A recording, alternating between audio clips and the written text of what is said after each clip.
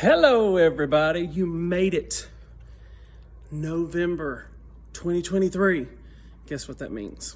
Kind of exciting because we're closing a chapter, but kind of sad at the same time. Our home group season is now coming to a little bit of an end.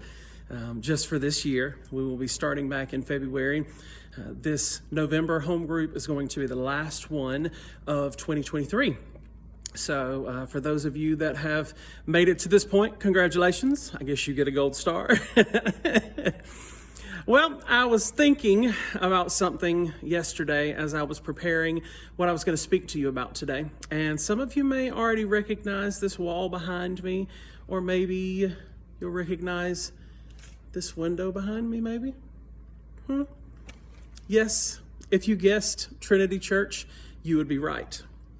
You know, I look around this place, and this building, though it has some age on it, there were a lot of beautiful things that have been accomplished here.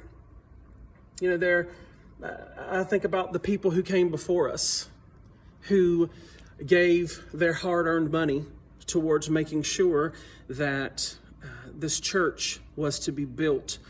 Also, the people who actually put the work into it. You know, if you'll look on our stained glass windows, and let me see if I can show you, right down here towards the bottom of the window, you have the names. Let's see if I can maneuver enough. Oh, right there. You have the names of people. This particular window says, "In memory of Elva Librand by her family."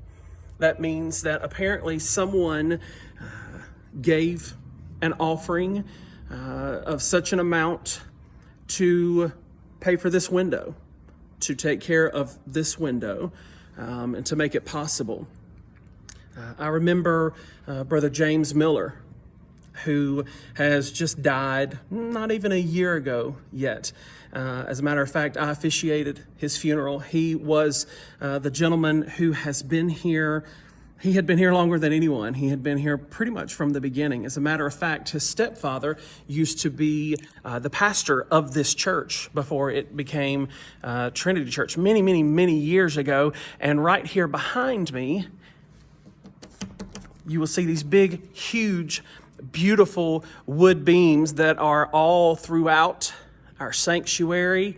And, you know, Brother Miller had a hand in helping to set these things into place.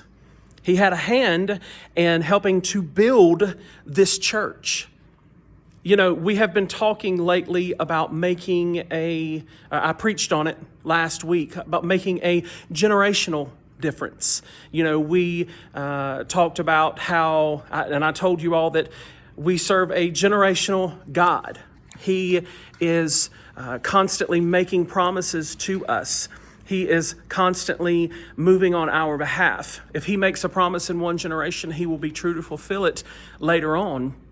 And I just want to ask you today, what are you doing to make a generational difference? You know, you see all of this beauty behind me on the walls and the windows, and I think of the many people that came before us, the many people that put their time and effort and money and hard work into making this entire building possible for us now. But, you know, we always place a lot of focus on the inheritance that we are leaving our own children, and that is wonderful. Leaving a legacy for our children is wonderful.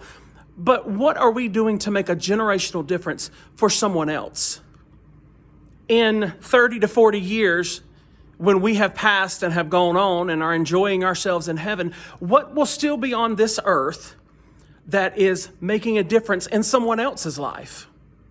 I want you to think about that today. That's what we're going to discuss in our home group today. As always, make sure that you are thanking your home group pastors for everything that they have done to help you throughout the year.